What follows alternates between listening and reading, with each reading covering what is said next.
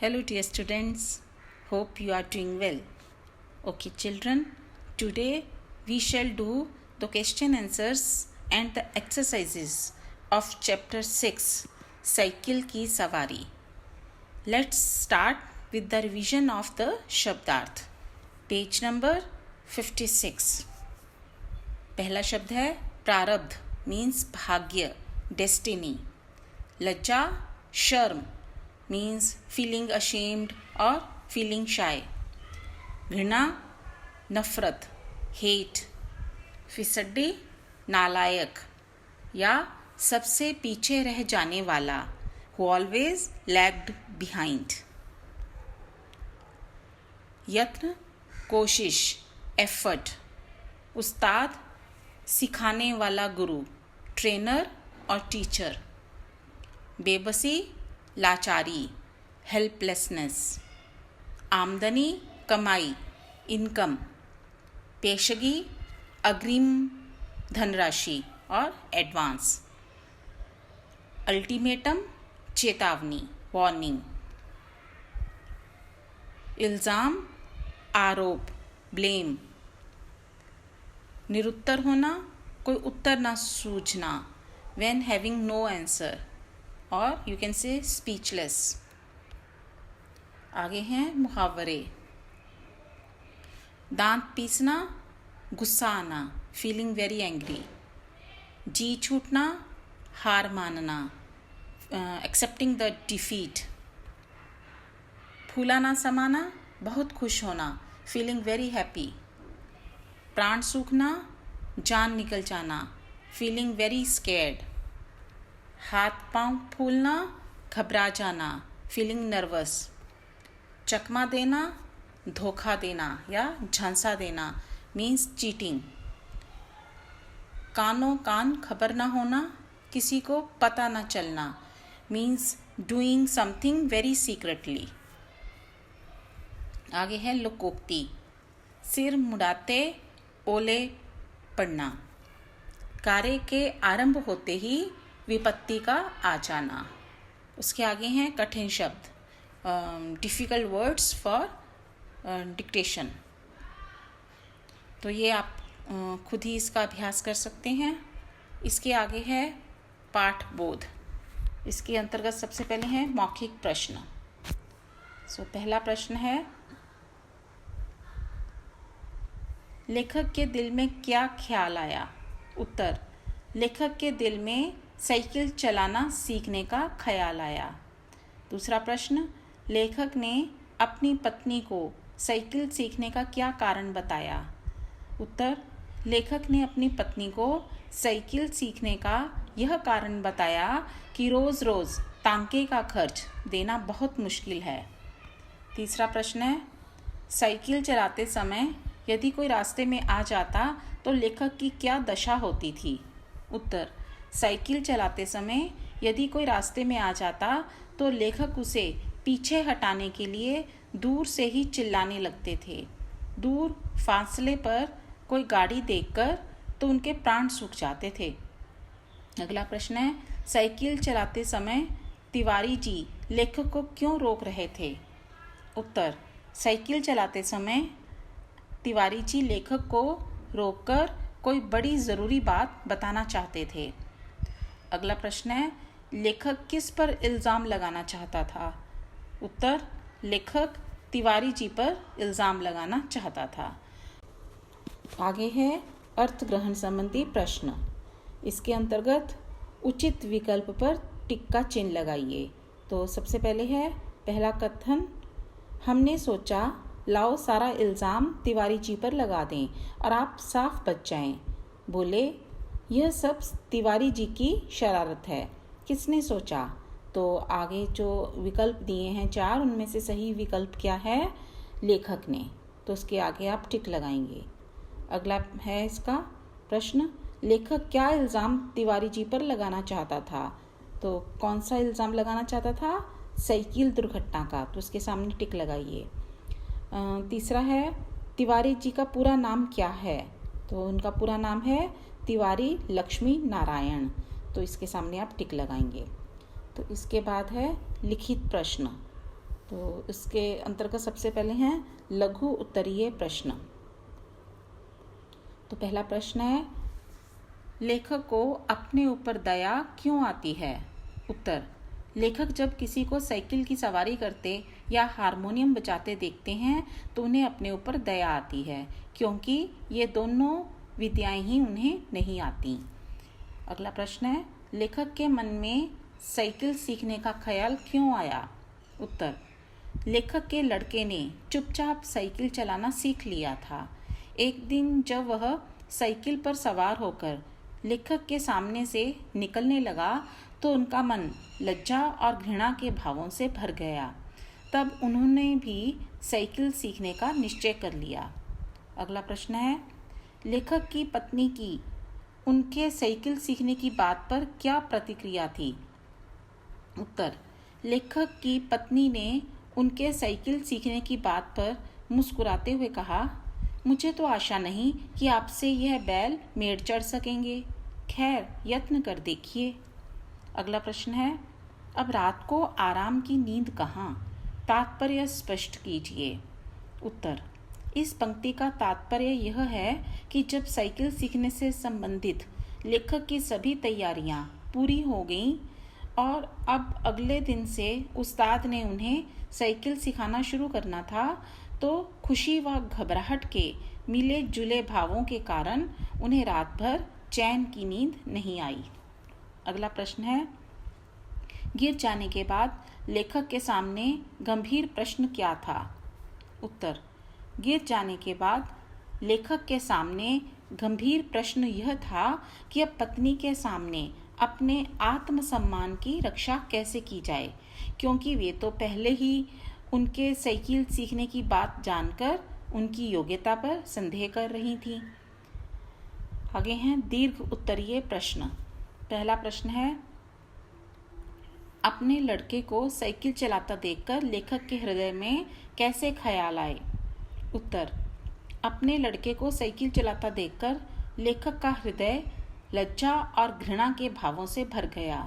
वे सोचने लगे कि क्या जमाने भर में वे ही फिसड्डी रह गए हैं। मूर्ख और गंवार चलाते हैं, वे तो परमात्मा की कृपा से पढ़े लिखे हैं। वैसे भी इसमें कुछ भी मुश्किल नहीं है।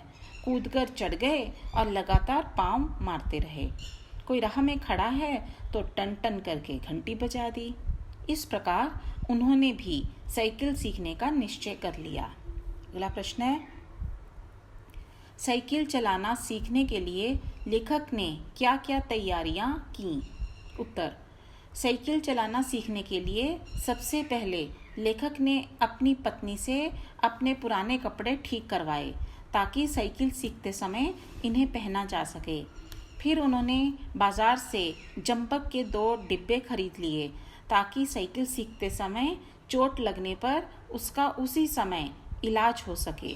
इसके बाद जाकर एक खुला मैदान तलाश किया जहां साइकिल सवारी का अभ्यास किया जा सके।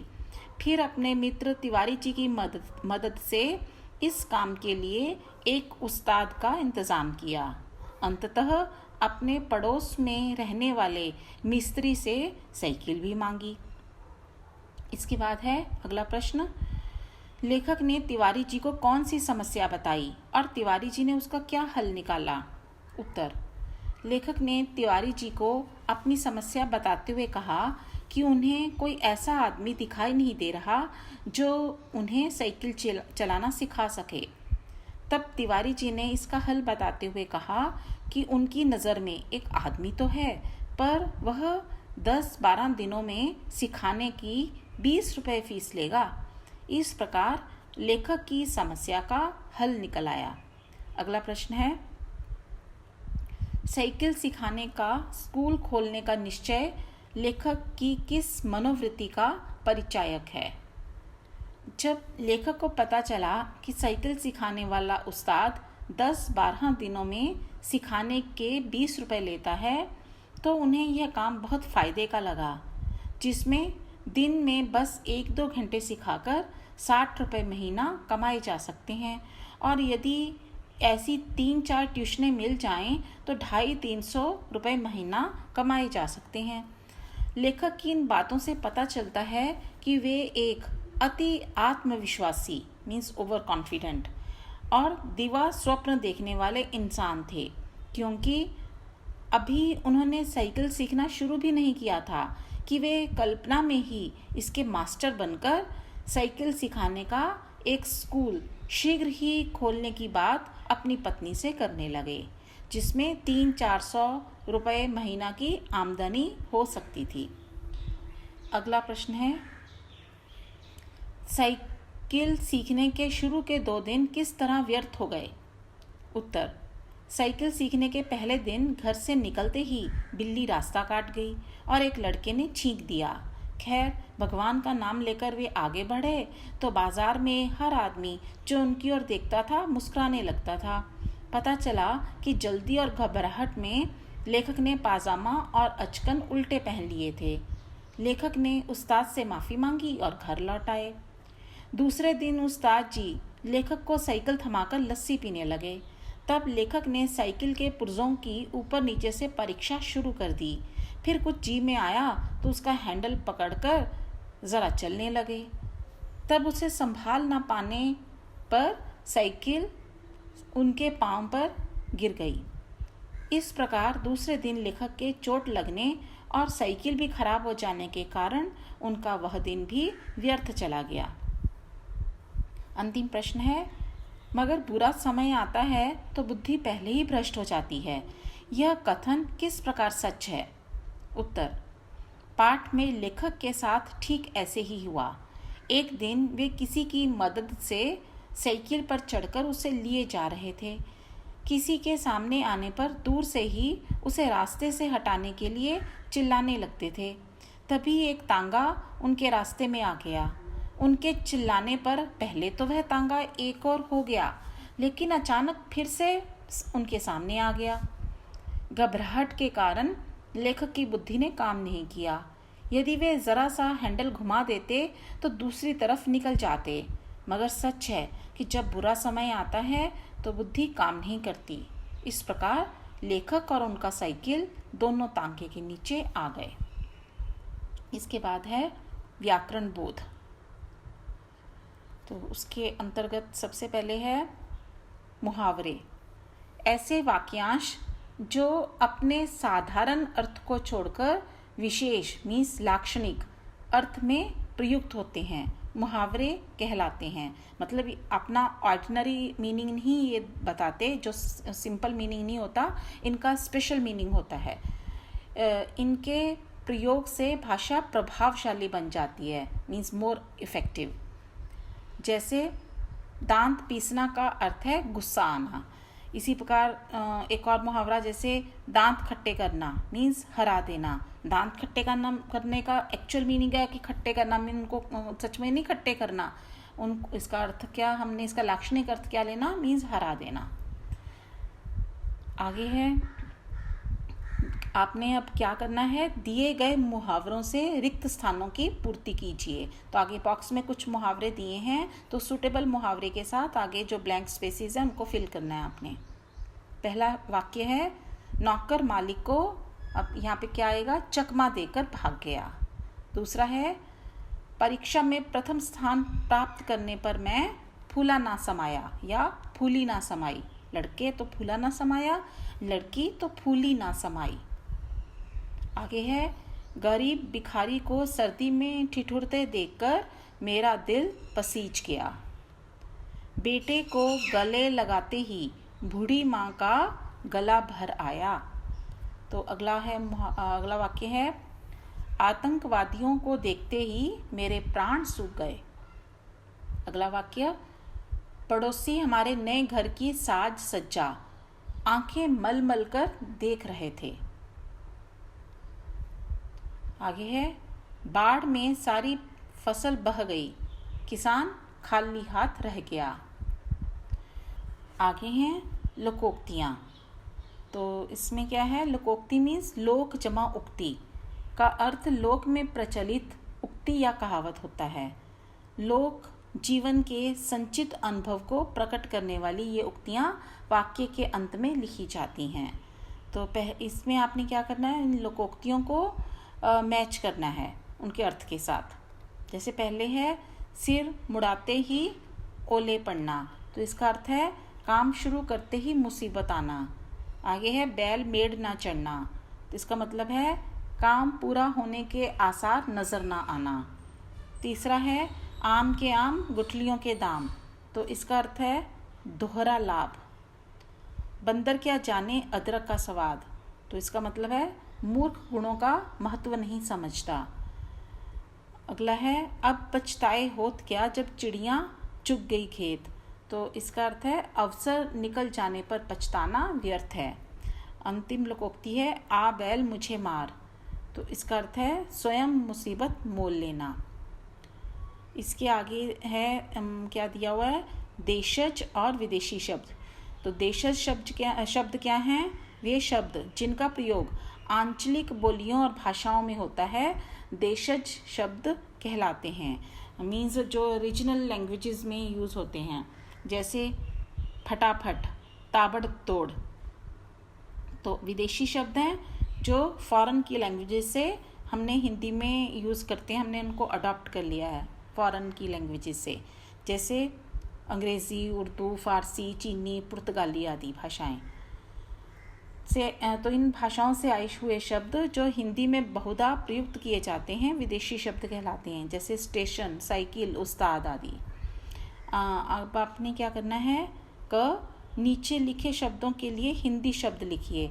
तो यहाँ पे जो शब्द हैं ये विदेशी भाषाओं के, उनके लिए आपने हिंदी शब्द का प्रयोग करना है। जैसे ख्याल, इसका हिंदी शब्द है विचार। खजाना निधि या कोष भी आप लिख सकते हैं। हवाई जहाज़ विमान। उस्ताद गुरु। तलाश खोज। अल्टीमेटम चेतावनी। तो आगे है पठित पाठ में से 5 देशज शब्द छांट कर लिखिए। तो देशज मीन्स देश की जो भाषाओं में, भिन्न भिन्न भाषाओं में जो प्रयुक्त होते हैं। तो इस पाठ में भी ऐसे कुछ शब्द आए तो आपने उनको छांट कर लिखना है। जैसे ओछापन उन्होंने खुद ही लिखा है, उसके आगे फिसड्डी, फिर ताबड़तोड़, एक हम ही रह गए हैं, ऐसे करके उन्होंने यूज़ किया। हम बोलते हैं हम ही रह गए हैं, तो हम ही मतलब लोकल यूज़ हो गया। राम दुहाई। तो कोई और आपको शब्द इसमें से मिले तो आप उसका प्रयोग भी कर सकते हैं। आगे है वाक्य रचना। भावों और विचारों को प्रकट करने वाला व्यवस्थित शब्द समूह वाक्य कहलाता है। तो सेंटेंस क्या है, आपको उसका ये वाक्य मतलब परिभाषा दी गई है। तो वाक्य के 2 अंग होते हैं, उद्देश्य और विधेय। उद्देश्य मीन्स सब्जेक्ट एंड विधेय मीन्स प्रेडिकेट। आप इंग्लिश में भी पढ़ते हैं ये। तो वाक्य में कर्ता को या जिसके बारे में कुछ कहा जाए, कर्ता मीन्स सब्जेक्ट, या जिसके बारे में कुछ कहा जाए उसे उद्देश्य, और कर्ता द्वारा की जाने वाली क्रिया को या उद्देश्य के विषय में जो कुछ कहा जाए उसे विधेय कहते हैं। जैसे नीलू अन्य पशुओं की रखवाली करता था, तो नीलू क्या हुआ, उद्देश्य मीन्स सब्जेक्ट, और अन्य पशुओं की रखवाली करता था, विधेय मीन्स प्रेडिकेट। तो अब आपने नीचे लिखे वाक्यों में से उद्देश्य और विधेय छांटने हैं। तो पहला वाक्य है अध्यापिका बच्चों को पढ़ा रही हैं। तो इसमें उद्देश्य क्या है, अध्यापिका। विधेय क्या है, बच्चों को पढ़ा रही हैं। अगला वाक्य है महादेवी वर्मा ने कई कविताएं लिखी। तो उद्देश्य क्या है, महादेवी वर्मा ने। तो विधेय क्या है, कई कविताएं लिखी। तो अगला प्रश्न है जिन शब्दों का उच्चारण लगभग समान प्रतीत होता है परंतु उनके अर्थ अलग अलग होते हैं वे श्रुति समभिन्नार्थक या समरूपी भिन्नार्थक शब्द कहलाते हैं। मीन्स सुनने में तो वो एक से लगते हैं, एक अर्थ वाले, एक जैसे, पर उनके अर्थ भिन्न होते हैं, डिफरेंट होते हैं। तो जैसे अपेक्षा, अपेक्षा का मतलब उम्मीद करना या तुलना करना, उपेक्षा अनादर करना। दिन दिवस और दीन गरीब। तो आगे कुछ श्रुति सम भिन्नार्थक शब्द दिए हैं, आपने इनके अर्थ लिखने हैं। पहला है क प्रमाण मीन्स सबूत, मीन्स प्रूफ। प्रणाम अभिवादन ग्रीटिंग्स। ख शोक मीन्स दुख, सॉरो, शौक रुचि, हॉबी। अगला है और मीन्स तरफ, मीन्स डायरेक्शन दिस साइड और दैट साइड, और तथा एंड। आगे है पका, पका मीन्स पक्व या पका हुआ, यू कैन से कुक्ड और राइप्ड। पक्का जो कच्चा नहीं है मीन्स मजबूत, सॉलिड। आगे है कोश मीन्स शब्दकोश, डिक्शनरी। कोश खजाना, ट्रेजर। आगे है तरंग मीन्स लहर, मीन्स वेव। तुरंग घोड़ा, हॉर्स। तांगा मीन्स घोड़ा गाड़ी, you can say horse cart. And तागा धागा, थ्रेड। अगला है कृपण मीन्स कंजूस, मीन्स माइजर। कृपाण तलवार means sword. Okay then, we'll meet soon with the next topic. Till then, bye bye. Take care.